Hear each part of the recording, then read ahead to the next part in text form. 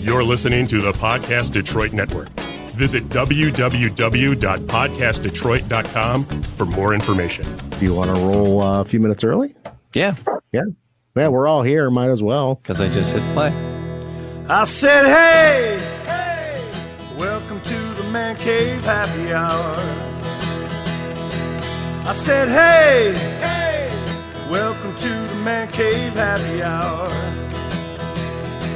We're gonna drink a fine whiskey and smoke a really fine cigar. All right, it is time for happy hour. It is the Man Cave Happy Hour. Whiskey, cigar, spirits, the stories that go along with it. I'm Jamie Flanagan. I'm tired. I'm sorry. I'm Matt Fox. And we are going global today, Matt. A little bit. We're hopping over the pond. And when things are good, when things are great, you say you're living in the land of milk and honey. Yeah, that is it. That is right. So we're going to be living a great life today because we get to try some whiskey from Tel-Aviv.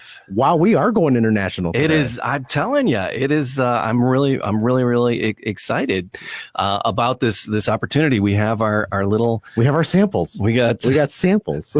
It's usually giving samples not quite as fun. Right. But today, it's going to be fun. And we got the guys. We got mad scientists, and we got the brains behind the operation with us in the Man Cave today. Yes, Tal and Tomer from Milk Honey Distillery in Tel Aviv. Guys, welcome to the Man Cave. Thank you very much. You are so welcome. So, you know what? We're still in coffee mode. You know, when you listen to a podcast, you listen to it any time of the day. But right now, I'm still in coffee mode. Sure. You guys are in beer mode. We had a I have coffee. We had to juggle a little bit because there's a 7-hour time difference. Right. And we haven't talked to anybody quite this far away because there is when you're talking online, you see on the TV, on the news and stuff, the delay. So when we're talking to people, around here, there's not that much of a delay, but there's a little bit more of a delay when we're talking this far away. Right. But we're just glad you guys found the time to hang out with us. Tal. There's a question. Tomer is going to come at you next, but Tal, tell me about your childhood. My childhood, yeah. My high school was just next to the beach, so just you understand where I've been. Okay. And I think this just summarizes my high school, my childhood. I like it. Living at the beach there. Yeah. So Tomer, how about you? Because you are the distiller and the blender. What led you? Where'd you come from that brought you into this world of distilling and blending?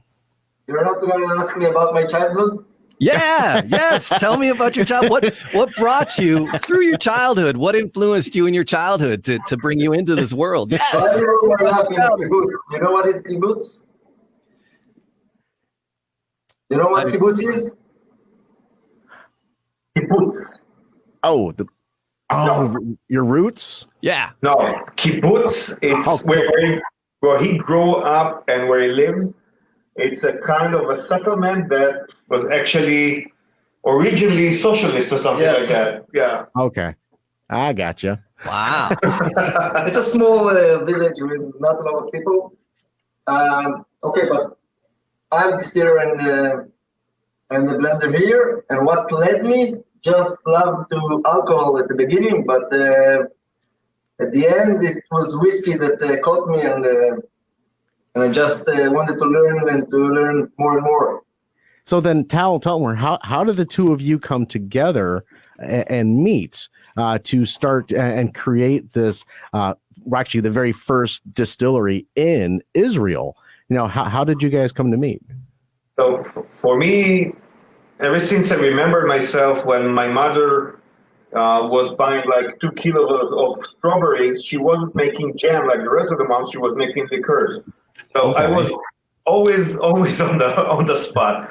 I used to work for Diageo for a long time, and then I was a Johnny Walker brand ambassador, and having to conduct whiskey tasting with the kilt at 40%, 90% humidity and 40 degrees centigrade, like today.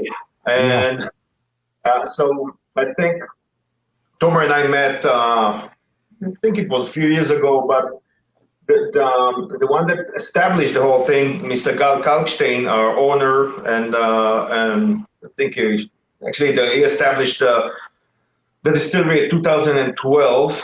I was there at the first meeting, and Tomer was there just a second afterwards. And he just I think, like Gal said, he wanted a glass of milk, so he bought the whole cow. You know, he liked whiskey, so he decided to be the pioneer and open the first whiskey distillery in Israel. And of course, you know, we were the guys that poured the whiskey to him. So, you know, you guys actually kind of have a leg up. I was doing a little bit of research and some history lessons here, but you guys have a little bit of a leg up when it comes to distilling bourbon and whiskey because of the climate that you have in Israel and Tel Aviv. You know, how many days is it sunny there? You know, because the climate's just amazing. How many days does Well, it we rain? have around 300 days of sun a year. Only? Oh yeah. But even more, even when it rains, it can rain for 2 hours, then it's going to be sunny for 2 hours. So it's not Really hot here. Almost in the winter, it's 26, 20 degrees. So you know, the climate really has to do. The climate really affects the bourbon and the way it sits in the barrels and what have you. Does the climate there in Israel and Tel Aviv, does that kind of help the bourbon to mature a little bit quicker? Whiskey. Sorry, wait, whiskey. Sorry, I'm still in coffee mode. So sorry. Whiskey. So does that help the maturation of the whiskey process a little bit then? Well, I wouldn't say that it helps. It speeds up the process. Mm-hmm. But sometimes it's for the bad, sometimes it's for the good. You have to study how to work with it. You know, I think Israel is a small country, but we have around 5 climate zones in 450 kilometers. So actually, in the winter, you can ski and scuba dive in 6 hours drive in the same day. I'll ski or swim, yeah. It's crazy. We are located here in Tel Aviv. The beach is 6 minutes walk this way, right? And this is all Jaffa here, actually. And so if you think about the map, this is zero Mediterranean and very humid and hot. And then you go 1 hour up to Jerusalem, which is plus 750 meters above sea level. Oh, wow. And then 1 hour later on, you're in minus 438 meters below sea level. So it's crazy. And of course, the heat is too much sometimes. It's today is I think it's the 43rd of August for us because it didn't stop. So but it's a dry heat. Yeah. Oh, it's really wet. All right, so let's talk about the whiskey itself a little bit. And Tomer, when you go to blend the raw materials, where are you getting your raw materials? Are they local? Where do you have to bring them in from? And then what's unique? Well, the most unique thing is the climate that we just talked about, and the work. We are Israeli workers, but the raw materials right now, most of the barley that we're using is from Mantons in England. And the yeast are from Belgium.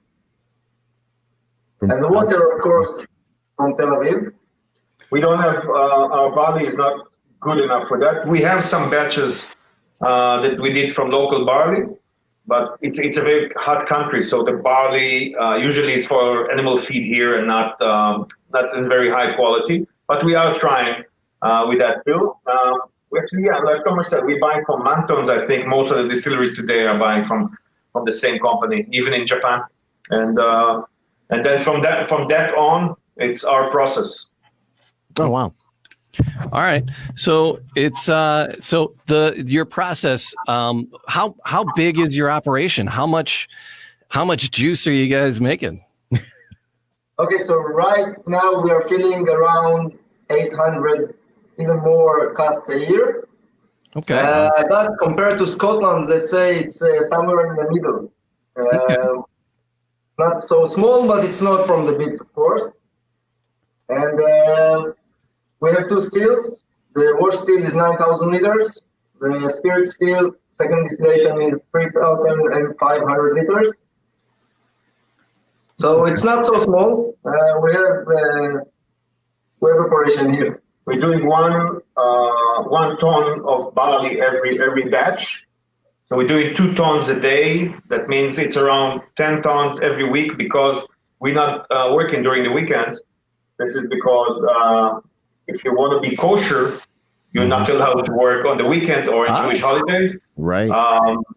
And it's an added value for us. But we're not complaining. We're not complaining. Yeah. We don't have to work on weekends anyway, so. It's enough for us to get up at 4 o'clock in the morning for another Zoom with ImpEx or with America or whatever. Right. Yeah.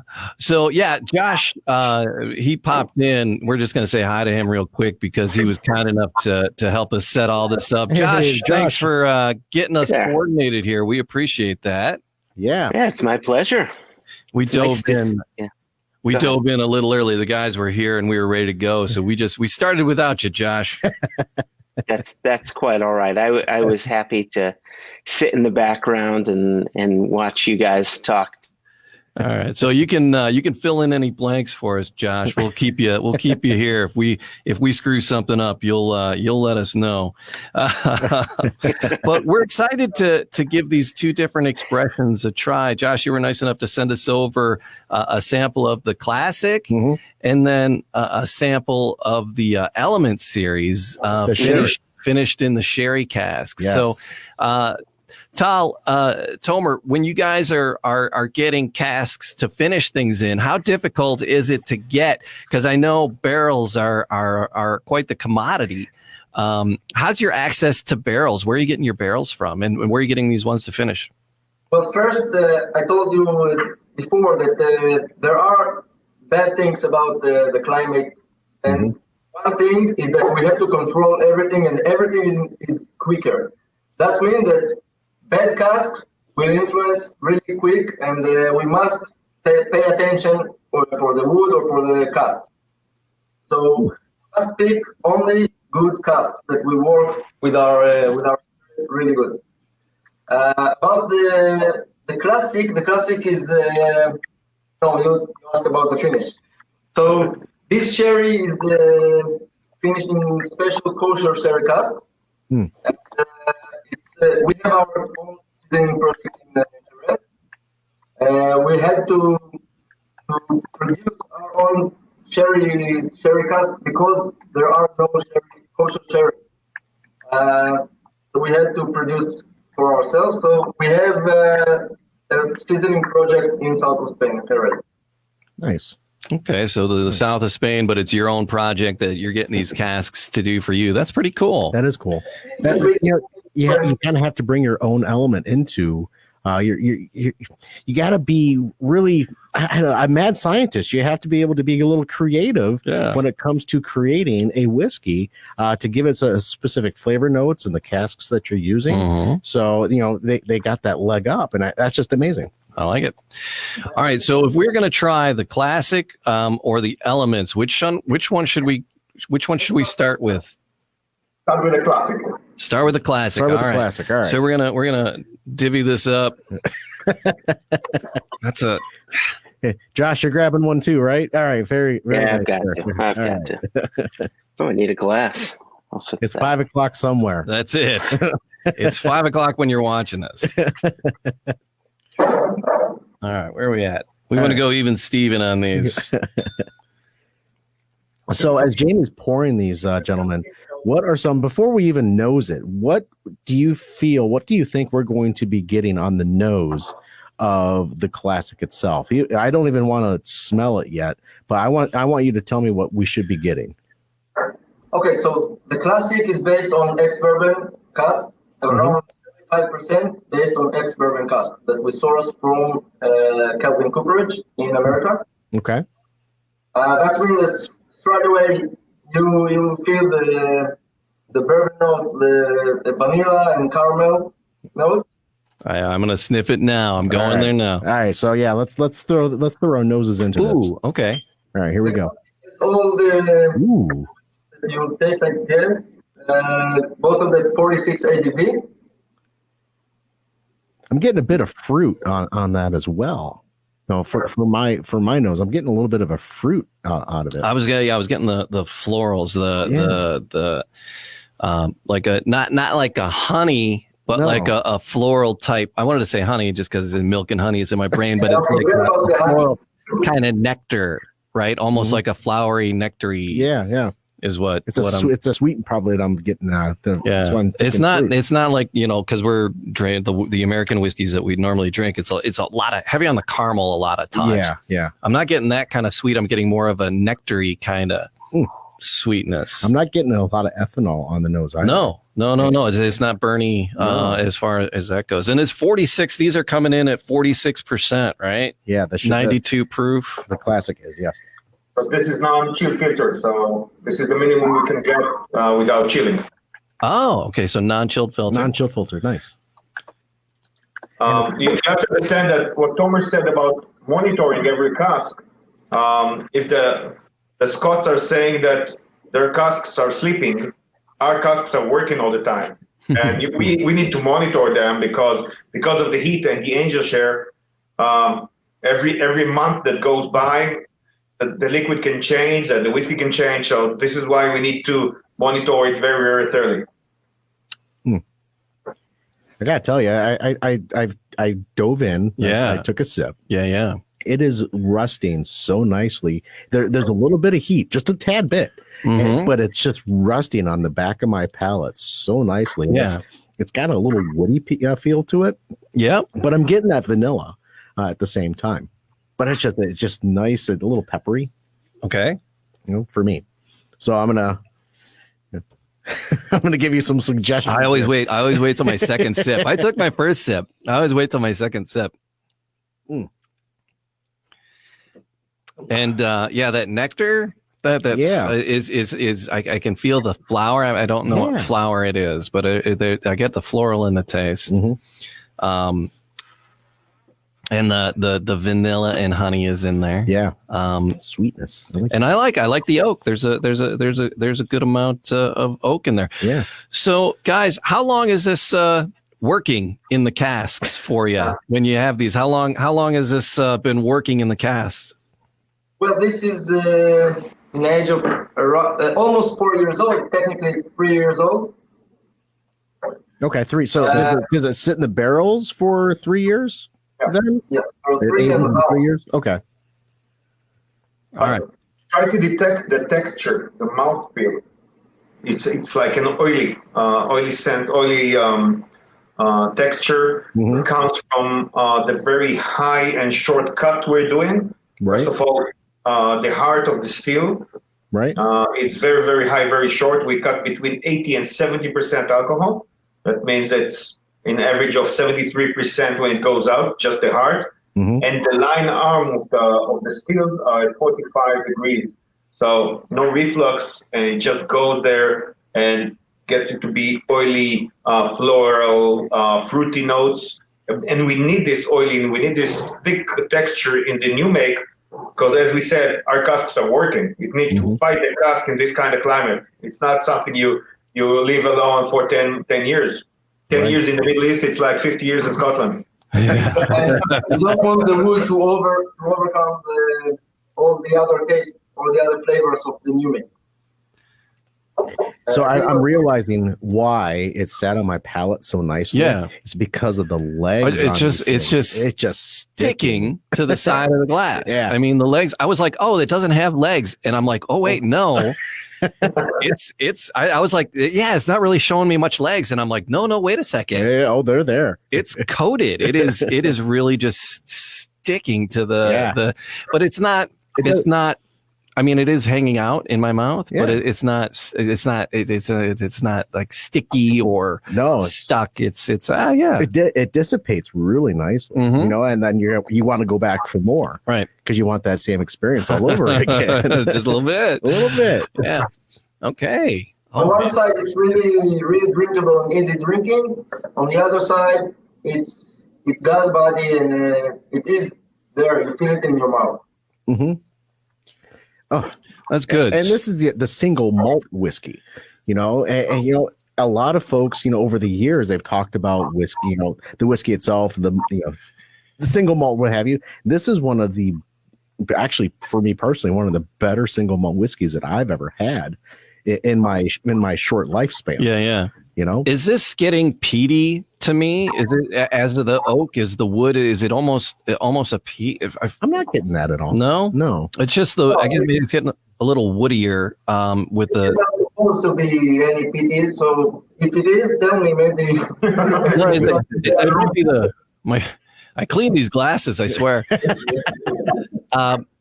Peaty is maybe the wrong word. It's getting a little woodier. Okay. I'm getting a little bit more of the oak as it sits for me. One thing that I really like about sipping 46 ABV whiskey is that it changed during the time. From sip to sip, it changed, and you feel other flavors. You feel other taste in your mouth. And I think the wood just now we feel it. I think that a part of the wood combination here. So we said it mostly ex-bourbon, but we have some STR casks. The red wine casks? It's red wine, but it's STR cask. STR is shaved, toasted, and recharred. Okay. Oh, okay. Thank you for that. And it's a technique that was developed by Dr. Jim Swan. It was our consultant and our first master distiller, alongside with Tomer. And Dr. Jim Swan was a Scotsman, and he was actually he was famous with his working with distilleries in hot climate like ours, hot and humid climate, to distill and of course to age whiskey in this kind of climate. And those casks were originally developed by him for his first project, Kavalan. And so this kind of cask were in Solist series in Kavalan, and we have the same seasoning.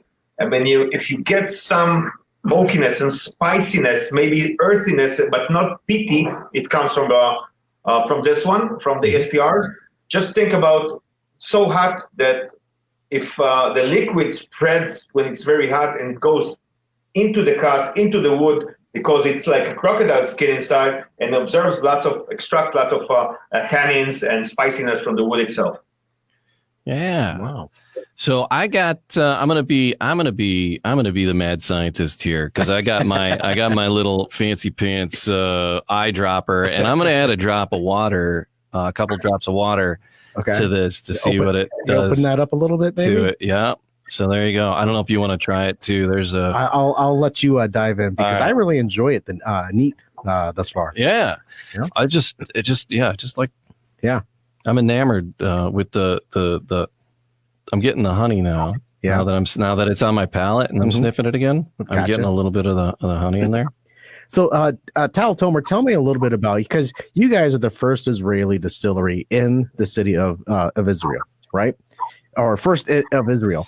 Are you starting to see other distilleries starting to crop up a little bit, trying to recreate and copy maybe what you guys are doing, or are you guys doing pretty well in that regard? I wouldn't say recreate or copy. There are 3 more distilleries right now, and we're happy about every distillery that opens and joins the journey of Israeli whiskey. As long as they're doing a good job and making a good product. Right. Okay. Because you guys started in 2014, if I'm not mistaken. Is that correct? We started in 2012. 2012, okay. Planning and building everything. The first distillation took place at the end of 2014. Okay, and then what does coming into the States look like for you guys? You know, what does that feel like thus far? Again, to be the first, or with other distilleries around?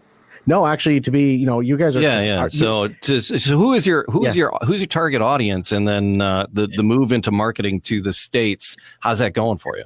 So first of all, here in Israel, we are the first and the biggest. So the rest are not as I said, they're not copying. One is doing peated, only peated. The other one is doing small batches. So it's great. We all know each other, and it's but we're the only one here in the city of Tel Aviv. All the rest are spread around the country. Got it. All the rest, 2 or 3. Most of our products are exported at the moment. I think we have around almost 20 markets outside Israel. Okay. And of course, our target market is, first of all, whiskey geeks, whiskey lovers. I think connoisseurs and whiskey enthusiasts, because I think the craft world is booming and it's growing, and I think it's great. So if you have a nice drum of whiskey, you don't care if it comes from Scotland or it comes from Sweden or Wales or Israel. And I think that the good thing about a craft distillery is you can see the person behind the bottle. You can see the person that actually made it. And there's another thing that it's the thinking outside the box and the innovative corner of this. It's crazy, and we really like it. I used to work for Diageo, and I think for them to get just a new cask or something, or just a try, you need 50 people to sign. Right. And here is just a coffee talk in the morning, or a little coffee with some extract of a little grappa inside or something like that. But a little coffee talk in the morning. And I thought about the cask, and Tomer said, let's do it. Let's do it. Right. And then we're going to hope it's going to be nice. And I think most of our ideas are, I know, we're lucky. It's nice. We like the products. Yeah, I hope so. That's awesome. That is great. Thanks, fellas. Yeah.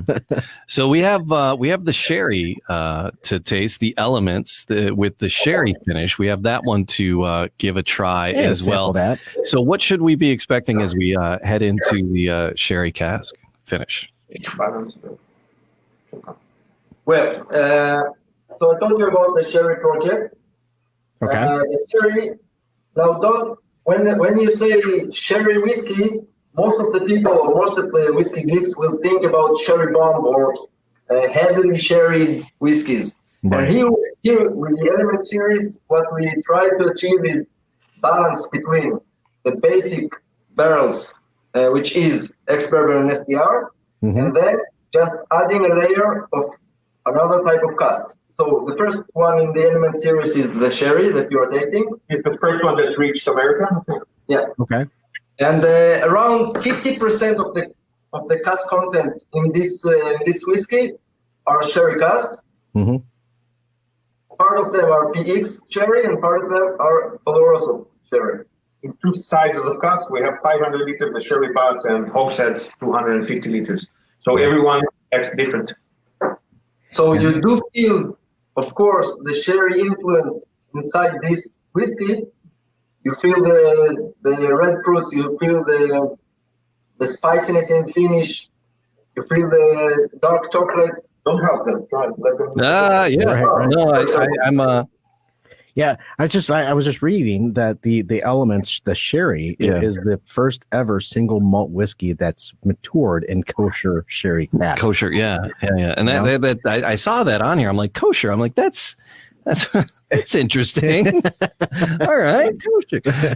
But yeah, that's important. It is. Guys, you have to understand, we're from Tel Aviv. So Yes. kosher for us is not the first thing we get up in the morning and think about. But it's not very hard to make a kosher whiskey. You just make a whiskey. The only problem is when you're using wine casks, and sherry is a wine. So we just don't work on Jewish holidays on weekends. But when we're using wine casks, we have an Element whiskey that is Israeli red wine casks, and most of the wineries here are kosher, so it's not a problem.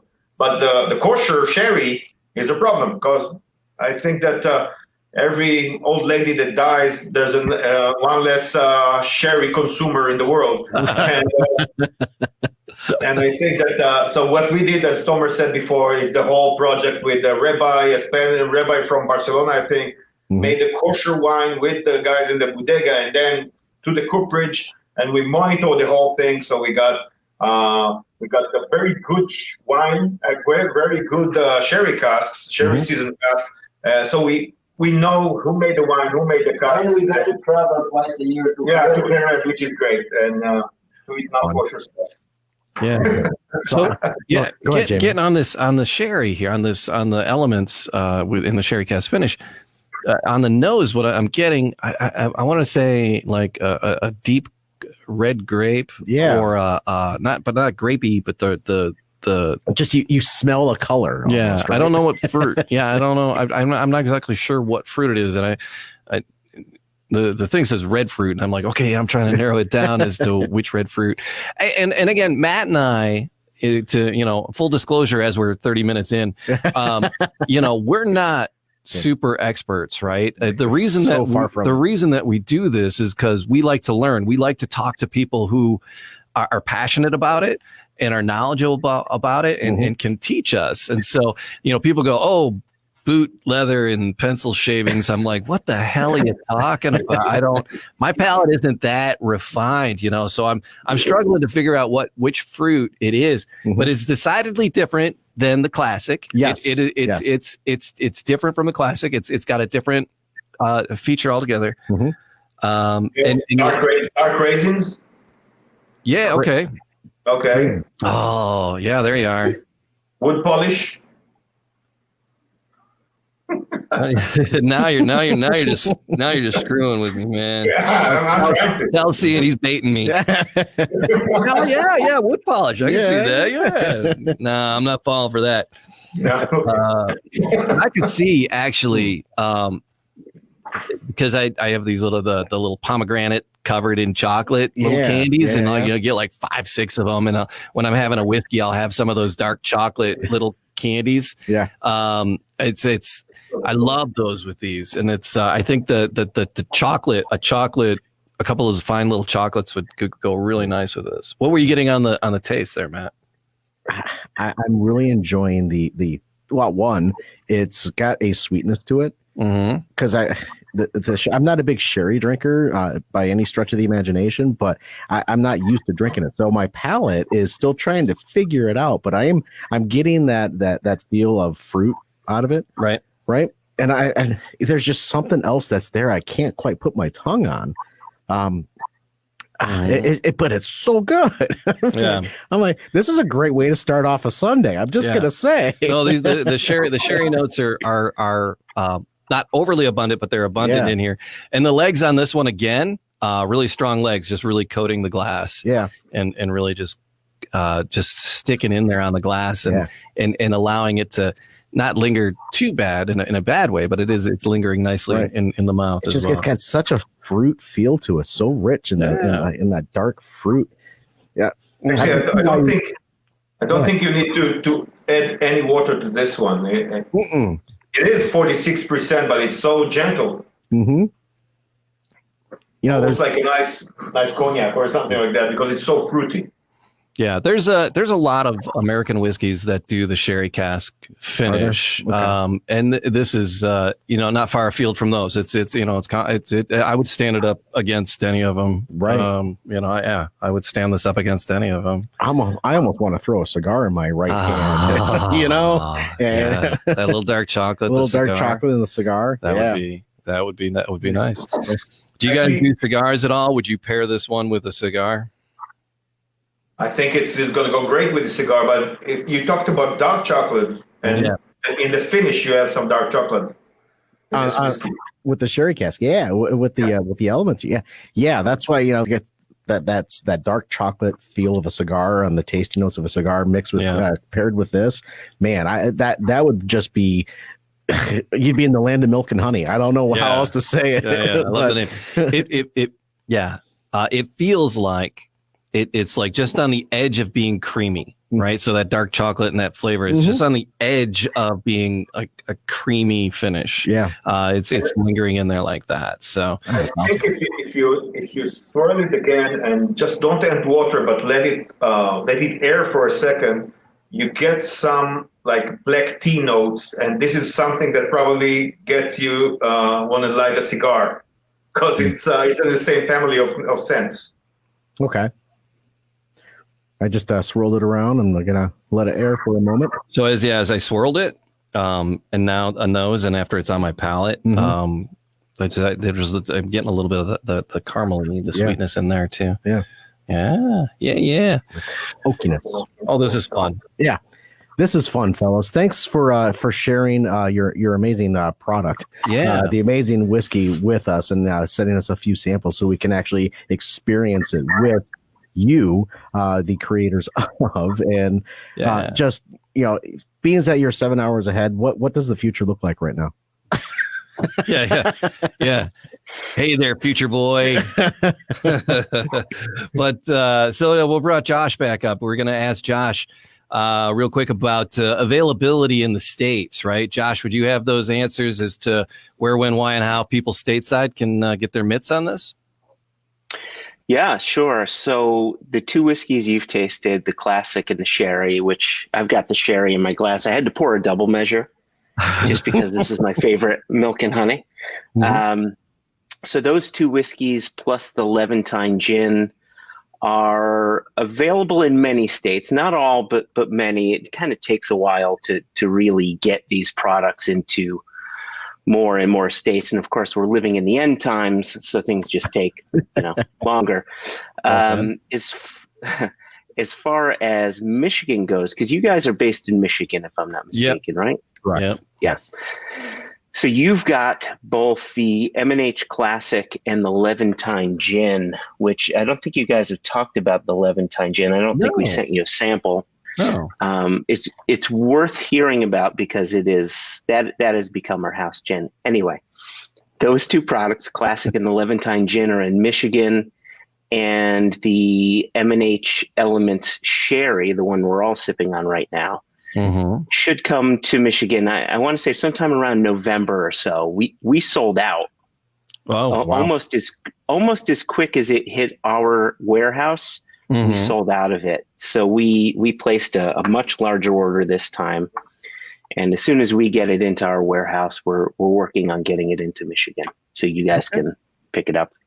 All right. So people are looking for that gold label. I just threw an image up there. It's sexy looking bottles. Good packaging is pretty cool. I love the logo, the bee and the bull there. Milk and the honey. It's good looking stuff, fellas. Right on. So, is there a website? And you guys, you're talking, Tal and Tomer, you guys were talking about you were recording some virtual tours for upcoming virtual expos that are going on. Yeah. I think that because actually we have a visitor center, but I think we missed on 6 to 7 international shows around Europe because of it's the land of milk and honey and COVID right now. Yeah. So, all the rest of we're going into another lockdown. We do guess so. And we just started to launch our range of whiskeys at the beginning of this year, and then we began to stop it. And it's not like I can take a train somewhere. We're like a little island here. We have the beach, and you don't want to switch with our neighbors. But anyway, I think that it's not only the sherry that you tasted. The rest of the Element series, which is the peated version, and the Israeli, which is amazing. We both don't like very winey whiskeys, but because we don't like it, I think it's the resolution was amazing.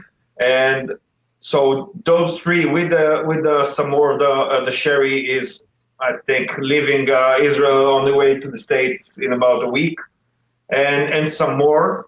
We talked about a little bit of our innovation. So there is, I don't know. Wow. the future series, which is not exactly a series. It's small batches and single casks of the crazy morning coffee talks between us. Tomer's crazy ideas and all kind of pomegranate wine casks, kosher cognac finish, IPA, whatever. The apex of the morning coffee. The apex of the morning coffee, yeah.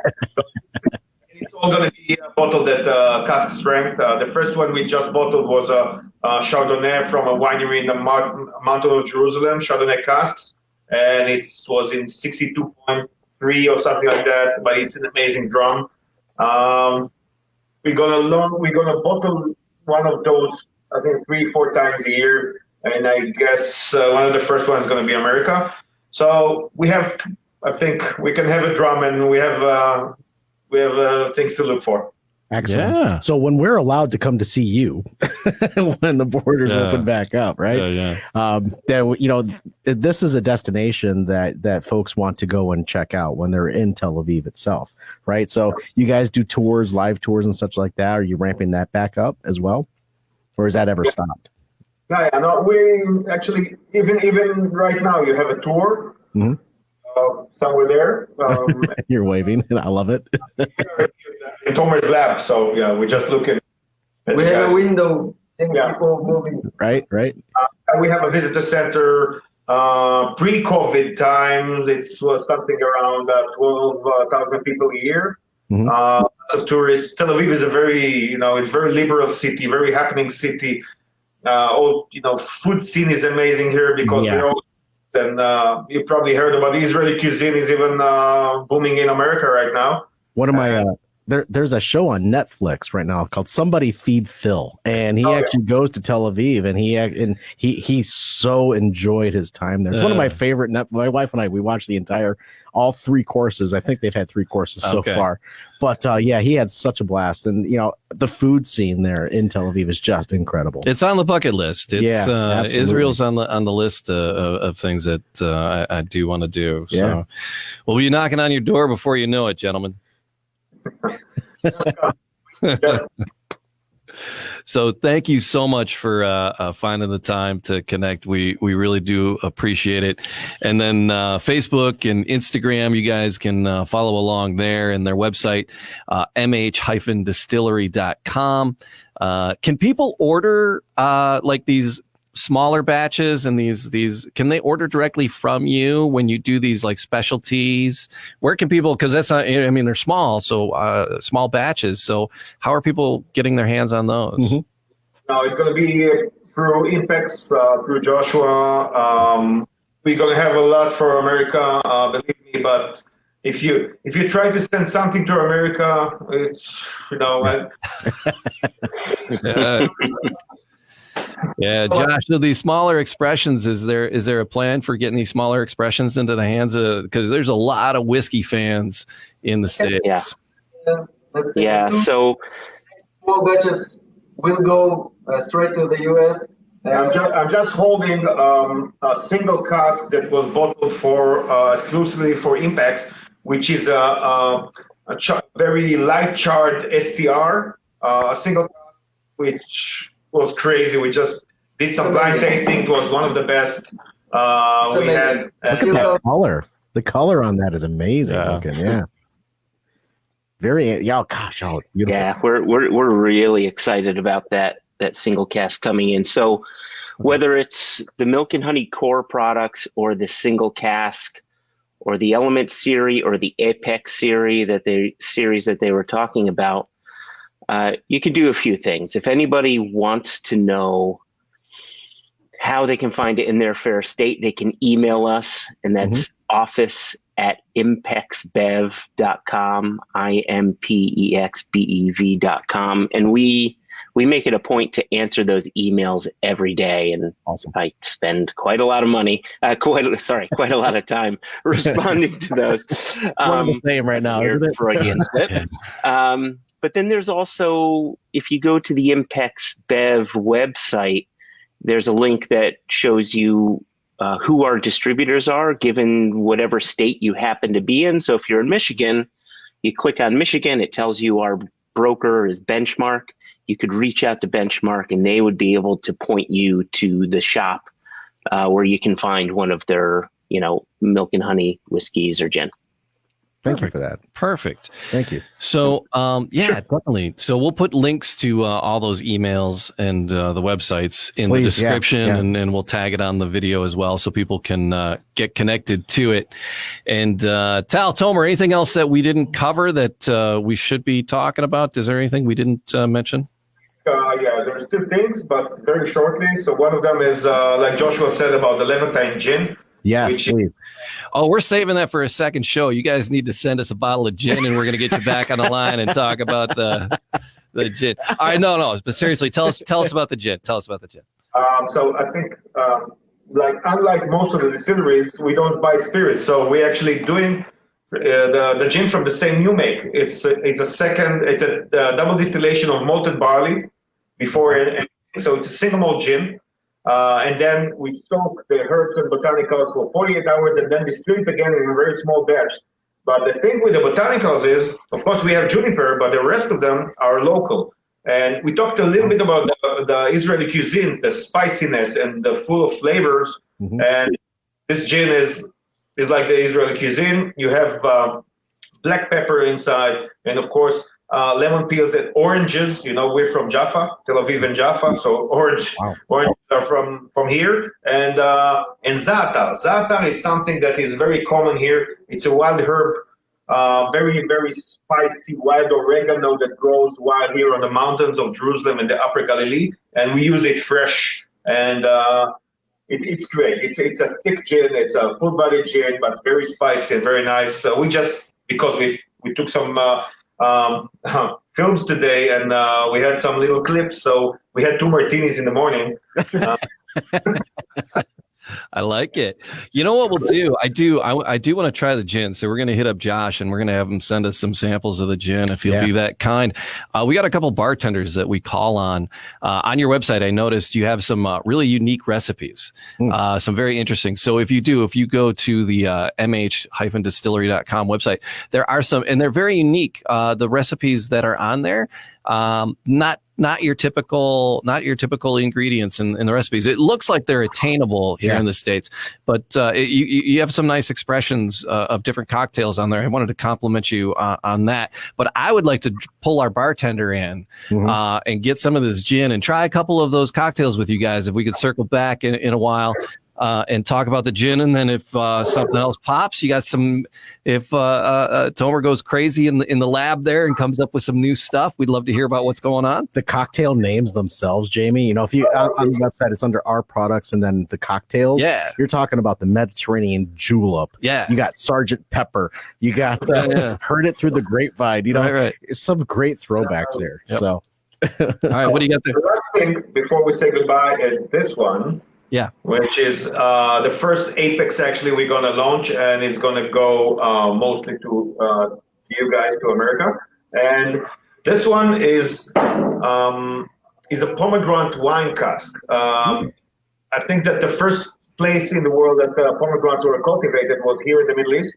And we have a lot of pomegranates around in Israel. We have our own varieties, and we eat a lot of pomegranates as salads and juice, and even in the Jewish New Year's, it's a custom to eat a lot of pomegranate seeds. And of course, we have a winery in the Upper Galilee, in the northern part of Israel, which makes wines out of pomegranates. And they have like port-style fortified sweet wines and even dry wines. And I think it's great. We just taken their casks, and it was it came from a marketing idea, but we really liked the result. And I think every time that we're doing some tasting, virtual tasting, or even London Whiskey Show, Paris Whiskey Live, people are asking us for the pomegranate wine cask. So we just bottled it. We're waiting for the labels, and the first market it's going to hit is going to be the US. Oh, yay. Beautiful. All right. So thanks for that, Josh. Add that to our wish list as well, please. And gentlemen, once again, thanks so much so much for taking the time and connecting with us here.